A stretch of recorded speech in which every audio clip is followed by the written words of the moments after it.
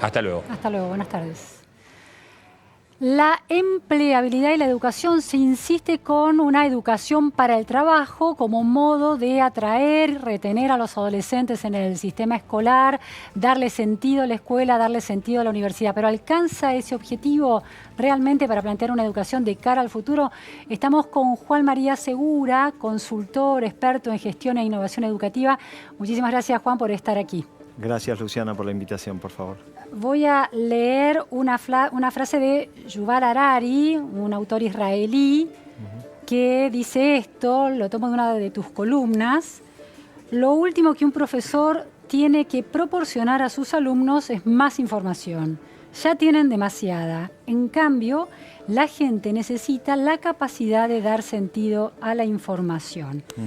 Bueno, ¿cuál es tu análisis de esa oposición entre un sistema educativo basado en la memorización de información y aquella que dote, un sistema educativo que dote de sentido a esa información? Bueno, yo creo que la frase esa tiene sentido solo si aceptamos el entorno y el contexto en el cual hoy la escolarización, que es una parte de la educación, o la institucionalización de algunas prácticas educativas en la escuela o en la universidad ocurre. Sí. En el entorno en el que estamos viviendo, y de hecho Harari lo dice, el chico que están haciendo hoy probablemente sea un ciudadano activo en el siglo XXII. Digo, ya no estamos hablando ni de 2030 ni de 2050, probablemente sea un ciudadano activo en el siglo XXII. O sea, a ver, 2020 nace un chico. 2020 nace un chico, vivirá 80, 100 años. O sea, puede estar cruzando, la barrera, del siglo, con lo cual ya no tenemos ni que restringirnos al siglo XXI, que siempre fue como el gran lugar que tenía que forzarnos a pensar una nueva educación. Harari lo que dice es, para ese chico, lo que esa persona vaya a vivir a lo largo de su vida, van a ser una cantidad de mundos que no tenemos mucha noción de cómo van a ser. Con lo cual, mal podríamos hacerlo preparándolo para saberes y contenidos específicamente, uno, que están disponibles y que pueden ser obtenidos por él en cualquier momento sin mediación de nadie. Yo no necesito ir a una universidad para saber un contenido vinculado con la historia, un contenido vinculado con la geografía o con la ingeniería. Los contenidos están, tenemos 500, 600 horas de video de YouTube que se suben por minuto, con lo cual tenemos las MOOCs que han explotado desde el año 2011 en adelante, con lo cual tenemos repositorios de contenidos, videos. MOOCs son estas plataformas de aprendizaje montadas muchas por universidades de mucho prestigio en Estados Unidos. Se inician como plataformas de libre acceso y gratuitas en universidades prestigiosas, pero después se diseminan en todo el mundo y se convierten en repositorios dirigidos y definidos por cada universidad, pero que de alguna manera replican en la práctica con un poco más de soporte audiovisual lo que Wikipedia fue en el año 2001. Entonces es organización de mucho contenido en la red de libre acceso. Entonces Harari tiene que ser entendido en ese nuevo entorno. Es un entorno que se creó en los últimos 10, 15 años y que antes no existía. Cuando no existía, el contenido era escaso, era de muy dificultoso acceso, con lo cual tenía sentida una organización de ese saber definida por alguien y dirigida dentro de una estructura y una política de institucionalización. Que era la escuela. Estás hablando de la escuela. Ahora, Juan, el libre acceso, la libre circulación de ese conocimiento en Internet no garantiza que pueda ser apropiada por todos, porque se da una paradoja ahí, ¿no? Es apropiada en la medida en que las personas que circulan por las redes cuentan con el capital cultural formado en la escuela clásica. Sin ese capital cultural es muy difícil aprender en las redes. Sí, no puede ser apropiada por todo el mundo hoy, al inicio de esta revolución. Y de hecho, al principio no había ni una plataforma, después había muy pocas, después las pocas que había estaban en algunos idiomas y no en otros. Con lo cual, el acceso a ese mundo es gradual y es paulatino, pero es en una única dirección, es que se va masificando. Y lo mismo la calidad de la información que hay adentro. Uno podría decir, bueno, no toda la información que hay ahí es útil, o es relevante, o inclusive es verdadera. Es cierto, al principio no, después se van creando mecanismos de depuración y comunidades de práctica con un interés en curaduría y en certificar determinados contenidos, y esos son los contenidos que finalmente terminan siendo relevantes o por cantidad de reproducciones o por el tipo de comunidad en que están o por las redes en las que están. Juan, si los contenidos están en las redes y podemos acercarnos a ellos libremente, ¿qué es lo que se debería enseñar en un sistema educativo, no importa si es primaria, secundaria o universidad? Bueno, es la pregunta del millón. Claro. La pregunta es si había una cantidad de instituciones que se especializaban en darte contenido predefinido, y ahora ese contenido está en todos lados, ¿para qué uno debería ir a la universidad o a la escuela? Y yo creo que ahí hay un gran desafío del sistema educativo en todos los niveles de reinterpretar el espacio al cual invitan a los alumnos a trabajar sobre información que ya se sabe que está. Entonces, por supuesto, está la teoría de la clase invertida. En la teoría de la clase invertida, supuestamente uno se embebe en el contenido previamente y luego lleva ese contenido analizado por él, probablemente en soledad o en comunidades online, lo lleva a un espacio de discusión más abierto, y ese podría ser un formato. Blended Classroom.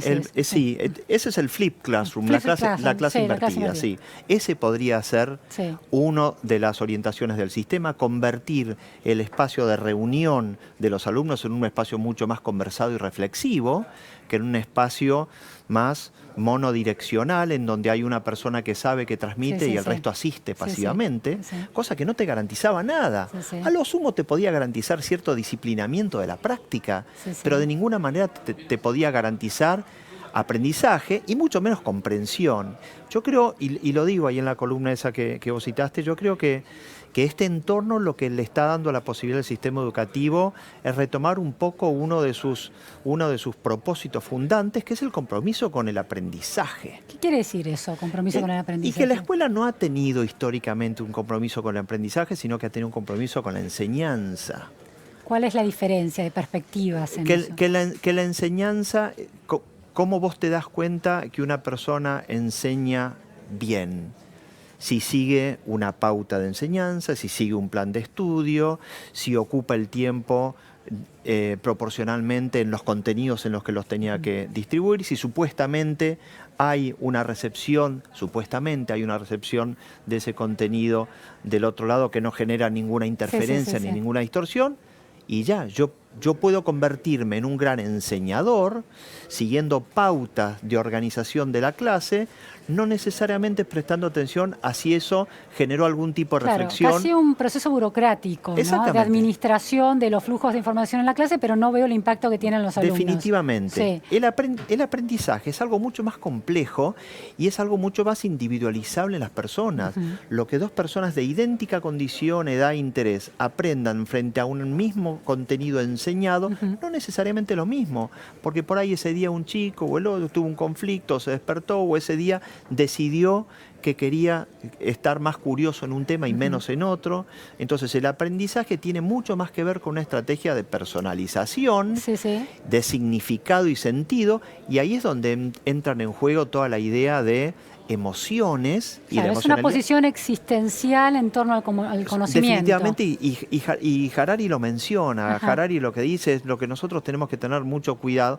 Si bien no es voluminoso lo que él habla de educación, porque eso que yo cito ahí está en una de sus últimas obras, que es 21 lecciones del siglo XXI, en donde hay una parte muy chiquitita que habla de educación, con lo cual no va tanto en profundidad. Pero lo que él dice es lo que hay que enseñar desde un sistema en donde los comprometés a los chicos con la idea de aprender, porque van a tener que reaprender permanentemente por esto que dijimos antes. Claro, por los mundos cambiantes que van a estar atravesando. Lo que hay que enseñarles determinadas competencias transversales que les hagan ese tránsito entre distintas industrias, tareas y momentos de su vida, le hagan ese tránsito no dificultoso, como por ejemplo la adaptabilidad, la resiliencia. ¿Dónde está el diseño curricular en donde deliberadamente se te saque resiliente a vos? No está.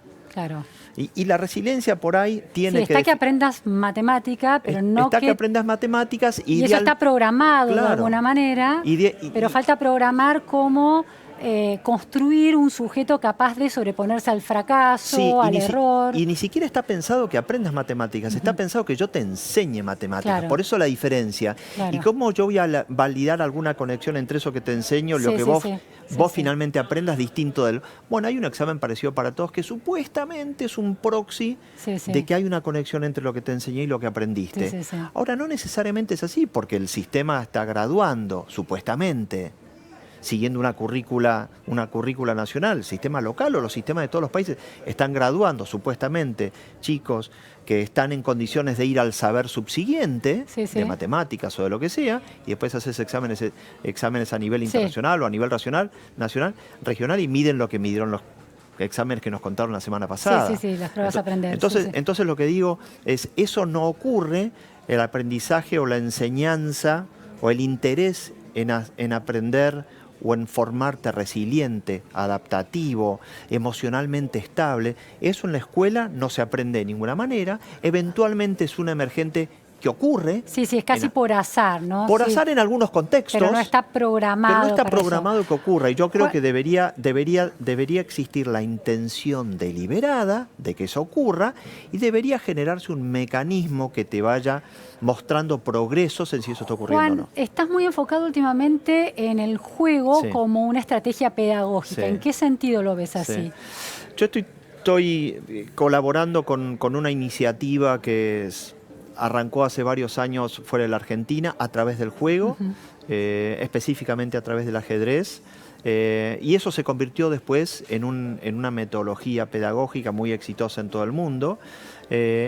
Y a mí me permite ver con claridad dos cosas. Eso porque yo estoy recorriendo mucho escuelas vinculado a esa práctica. Me permite ver dos cosas. Número uno, que el juego adecuadamente contextualizado es un poderoso habilitador de aprendizaje en la escuela. Ajá. Poderoso. ¿Por qué? Porque captura la atención, porque habilita distintos abordajes y estilos, porque los chicos concurren sin que haya que invitarlos o forzarlos Los chicos saben jugar naturalmente, claro. Los chicos, la niñez es juego, niñez igual juego. Lo que Claro. pasa es que en la escuela tratamos de que jueguen menos o tratamos de bueno, ahora jugás solo en el recreo, Claro. ahora te voy a enseñar. Compartimentás esa experiencia. Claro. Compartimentás y de alguna manera la desnaturalizás porque la apartás del contexto en el cual ocurre, Claro. con lo cual la vaciás de sentido. Claro. El juego es aprendizaje. El juego de por sí. es aprendizaje y el juego es equivocación y el juego es tensión y tenés que negociar y tenés que aprender Pero a el perder. juego es una estrategia pedagógica para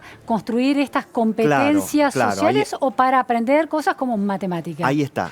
Juego en forma aislada en la escuela es un lindo pasatiempo, no necesariamente es una herramienta de aprendizaje. Claro.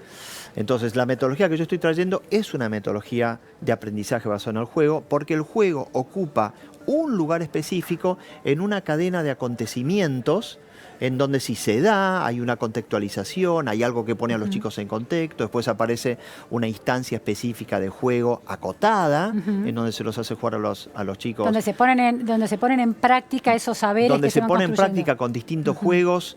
Con distintos juegos se le habilita al chico a que experimente con acompañamiento, pero dejándolo experimentar. Sí, sí. Y después se trae una fase, que es la fase del aprendizaje abstracto, pero es un aprendizaje abstracto que se asienta en la experiencia inmediata anterior que habían tenido los alumnos. Claro. Con lo cual, para los alumnos, el pensar en forma abstracta en esos conceptos que se están queriendo enseñar en esa clase, son muy vívidos, Claro. porque los acaban una de experiencia emocional recién anterior. recién les pasó. Entonces, Sí, cuando vos el juego lo ubicás en una secuencia de acontecimientos y después de ese aprendizaje le permitís hacer una transferencia de eso vivido Claro. en el juego, Sí, sí, sí. de eso aprendido en abstracto, Sí, sí. y le permitís conectarlo con situaciones cotidianas, para el chico el juego en ese encadenamiento tiene mucho sentido como estrategia pedagógica. Y eso es lo que estamos viendo que tiene una enorme utilidad. Efectividad. Y por eso yo estoy tan involucrado en estos meses en eso. Muchísimas gracias, Juan María Segura, por estas ideas en torno a una manera distinta de concebir el aprendizaje. Gracias, Luciana, vos, por favor. Gracias. Nosotros nos vamos a un corte y enseguida seguimos en Más Info, segunda edición.